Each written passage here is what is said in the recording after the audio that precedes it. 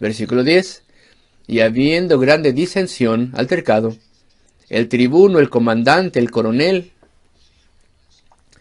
teniendo temor de que Pablo fuese despedazado por ellos, y esto es muy importante, una información importante, no solamente estaban gritando, sino que no habían olvidado el odio en contra de Pablo, parece que estaban ya jalándole de su manto, y este es el punto principal. A medida que incluso ellos peleaban un grupo contra el otro, pero su odio contra Pablo era lo principal. Entonces estaban escuchando todo eso y el tribuno pide por ayuda, vienen centuriones, vienen oficiales con tropas y les arrebataron a Pablo y lo llevaron hacia arriba al fuerte, a la fortaleza. Se los arrebataron del medio de ellos para meterlo al castillo, a la fortaleza, al fuerte, el cuartel. Y entonces pudo investigar algo este tribuno, este coronel, obtuvo alguna información importante, pudo entender las cosas, no, porque daba un enunciado y se levantaba la furia. Sin embargo, esto le dijo mucho al tribuno. Esto le habló al respecto de el odio que tenían los acusadores de Pablo y cómo eran irrazonables estas personas. Y yo me imagino que para entonces ya había decidido que él tenía que sacar a ese hombre de Jerusalén y llevarlo a Cesarea, a la capital romana regional. Versículo 11. El Señor comisiona a Pablo para que fuera a Roma. Ya lo había comisionado antes, lo leímos en el capítulo anterior, para que fuese a Jerusalén. Pablo fue a Jerusalén, atado en el espíritu. Dios le llamó a ir ahí, incluso antes de ir a Roma. Él sabía que tenía que ir a Roma, pero Dios intervino. Ve a Jerusalén. Y entonces acompañó a aquellos que llevaban la gran ofrenda, que se había recogido de entre las iglesias gentiles, y lo acompañaron a Jerusalén. Y después surgió todo este problema. Pero en el versículo 11, la siguiente noche, la noche siguiente, presentándosele el Señor, le dijo, confía. Esto es notable. Esta es la tercera vez que se narra que se le aparece el Señor mismo a Pablo. El Señor se paró al lado de él. Presentándosele el Señor, le dijo, confía, ten ánimo, Pablo. Le encomienda por todo lo que había hecho, le reconoce lo que había hecho. Dice, confía, Pablo, que como has testificado o como has testificado de mí en Jerusalén, así es menester que testifiques también en Roma. Y yo no creo que esta es una comisión general. El Señor no le dijo a Pablo, tú me testificaste en Jerusalén, y también ahora serás comisionado a ir a que vayas a Roma. Es más que solamente esto, las palabras son específicas. Así como has testificado de mí en Jerusalén, así como lo has hecho, así es menester que testifiques también en Roma. Y es claro en el griego que lo que el Señor está diciendo a Pablo es que allí en Roma, él de forma especial, específica, le hablará a los judíos. ¿Y cómo es esto? Así como testificaste de mí en Jerusalén, la forma en que le hablaste a los judíos, de la misma forma le hablarás a las personas en Roma respecto de mí. Esa es la comisión de Pablo. Vamos a explicarlo de una forma diferente. Tú has ido a las regiones gentiles, has plantado iglesias, el evangelio se ha esparcido. Cuando le hablabas a los gentiles, les hablabas de forma diferente. Y cuando volviste a Jerusalén y les hablabas a los judíos, lo hacías todo explicando capítulos y versículos del Antiguo Testamento, probando que Jesucristo es el Cristo, que Jesús es el Cristo. Y así como le hablaste a los judíos antes, así les hablarás en Roma. Entonces vemos aquí la importancia de esto. La iglesia en Roma ya estaba ahí, no fue fundada por el apóstol Pablo. Había judíos que de Roma fueron a Jerusalén en el día de Pentecostés. De Pentecostés escucharon el Evangelio y la iglesia de Roma ya había sido fundada, pero eran principalmente gentiles, incluso esclavos, gentiles cristianos. Pero Roma se había llenado una vez más de judíos. El emperador Claudio los había sacado de Roma, pero ahora habían vuelto. Y se nos dice, Josefo y otros historiadores seculares nos dicen que había muchas sinagogas en Roma. Se nos dicen números diferentes, cantidades diferentes. Algunos dicen 9, 11, 13. Hay sinagogas en Roma. Y el llamado de Pablo a Roma no es solamente para ayudar a la iglesia gentil, sino para ganar a judíos.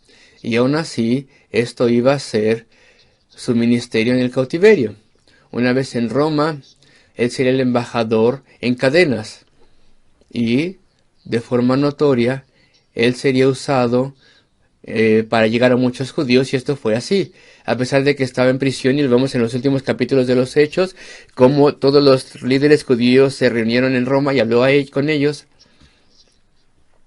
Y en general pensamos que la epístola a los hebreos, ya sea que haya sido escrita por Pablo o no, la epístola a los hebreos fue dada principalmente a los judíos en Roma que habían sido convertidos a través del ministerio cautivo de Pablo.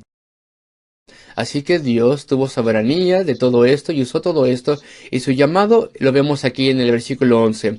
Y la noche siguiente, presentándosele el Señor, le dijo: confía, cómo Dios alienta a sus siervos cuando están sufriendo por él. Y le dice: confía, ten ánimo, Pablo, que así como has testificado de mí en Jerusalén, así es menester que testifiques también en Roma. Entonces él sabe que está de camino por la gracia de Dios hacia Roma. Y esta es su comisión. Y versículo 12, leemos al respecto del intento de asesinato que, humanamente hablando, no podía fallar, por razones que vamos a ver. Y aún así Dios libró a Pablo de esto. Versículo 12, perdón. Y venido el día, algunos de los judíos se juntaron.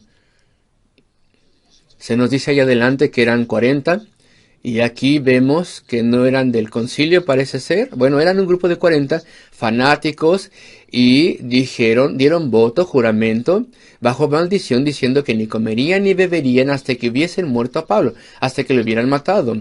Entonces estuvieron en ayuno, y de acuerdo a su voto, este voto técnicamente continuaría aunque no lo matasen, y si no lo mataban, ellos se morirían de hambre entonces. Hemos jurado bajo maldición. Y ellos iban a fallar. ¿Y esto significa que murieron? Probablemente no.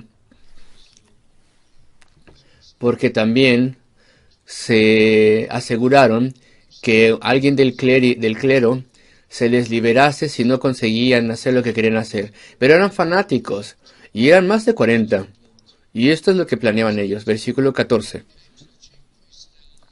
Los cuales se fueron a los principales de los sacerdotes y a los ancianos y dijeron: nosotros hemos hecho voto de bajo maldición, que no hemos de gustar nada hasta que hayamos muerto a Pablo, hasta que lo hayamos matado. Y este concilio judío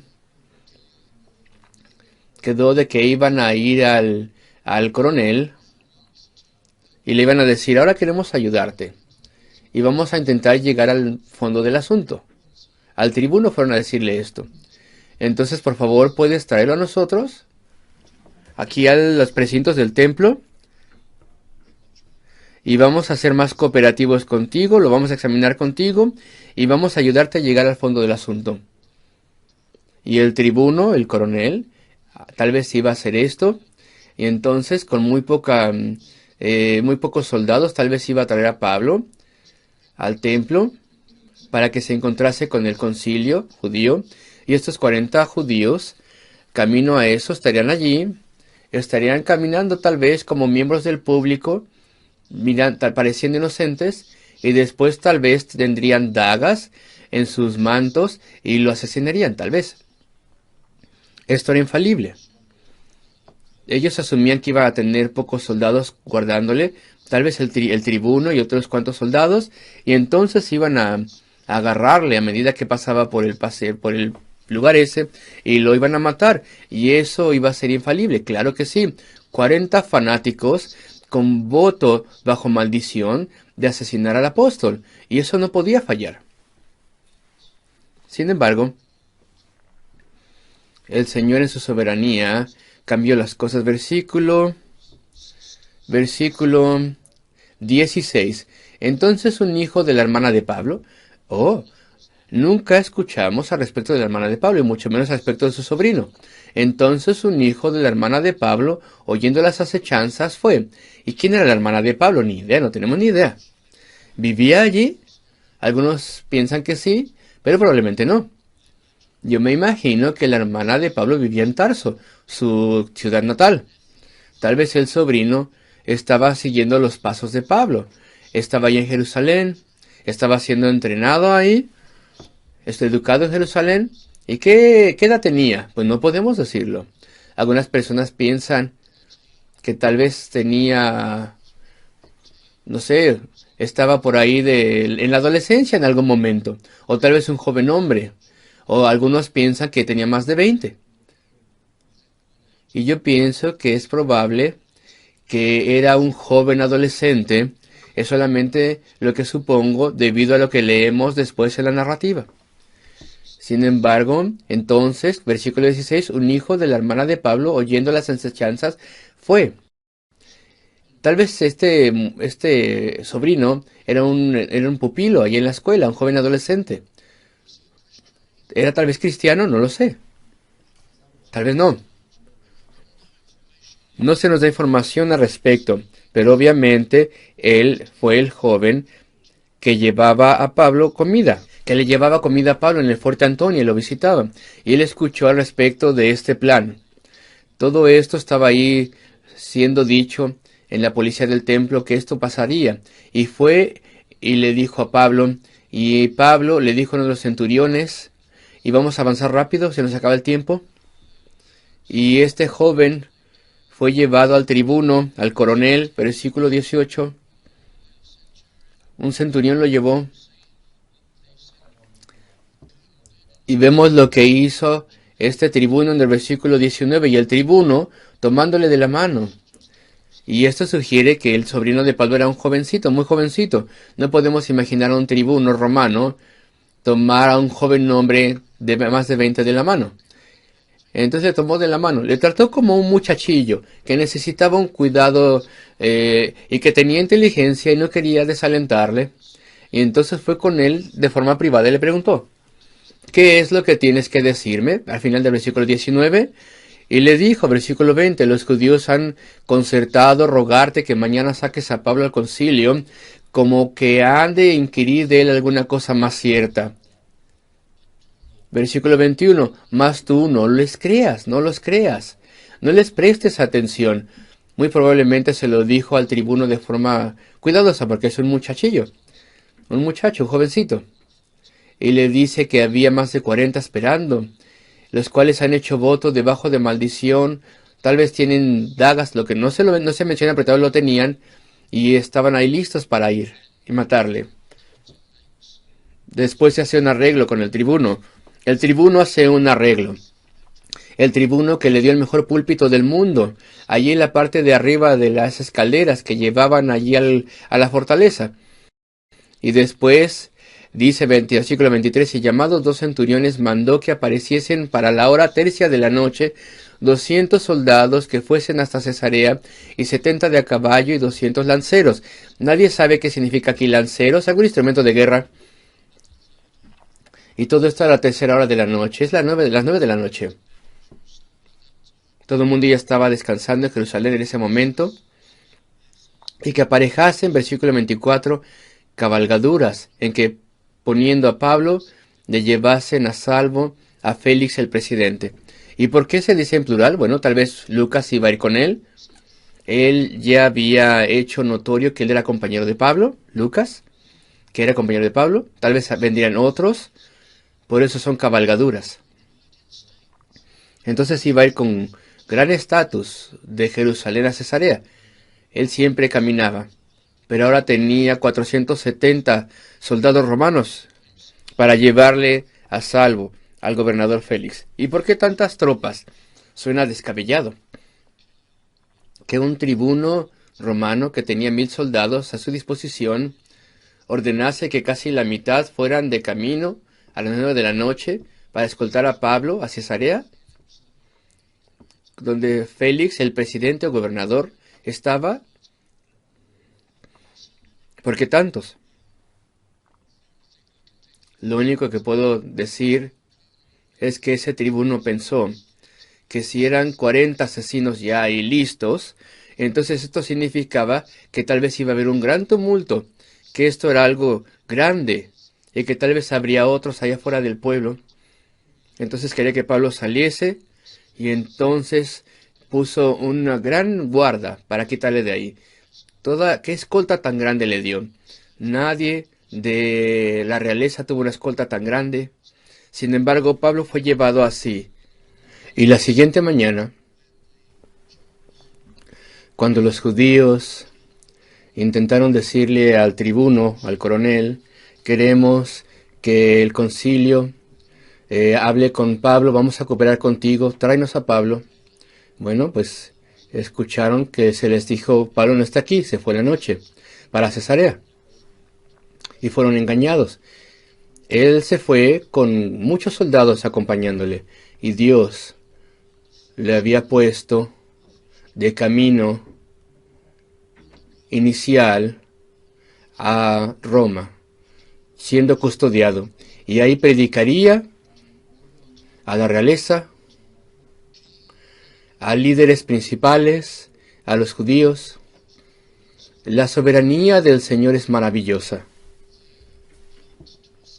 Se tenía aquí el plan para asesinarle, que humanamente hablando era imposible de evitar, y esto fue evitado. Dios tuvo su forma de poder hacer que sus propósitos surgieran bien. Y así lo vemos en esta hermosa narrativa. Dios hizo que todo saliera bien conforme a su plan. Veremos qué fue lo que pasó camino a Roma y cómo el Señor lo utilizó. Y aquí vemos cómo Pablo va a Jerusalén, predica la resurrección de Cristo y sin lugar a dudas todo lo demás que acompaña a este tema, a este mensaje. Y lo que él logra lo vemos también, porque ustedes se acordarán que desde el principio, y ya estoy avanzando a la conclusión, los cristianos en Jerusalén, había muchos creyentes allí, miles de creyentes en esa iglesia. Se estima que eran tal vez 40,000 que se convirtieron en Jerusalén. No estamos criticando esa iglesia. Sin lugar a dudas era una iglesia hermosa, dividida en muchas congregaciones, pero había un gran problema. Ellos tenían celo por la ley.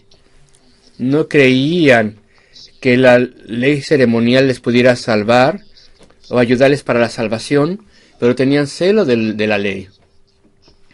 Se habían convencido a sí mismos que los judíos cristianos siempre tenían que continuar guardando la ley ceremonial.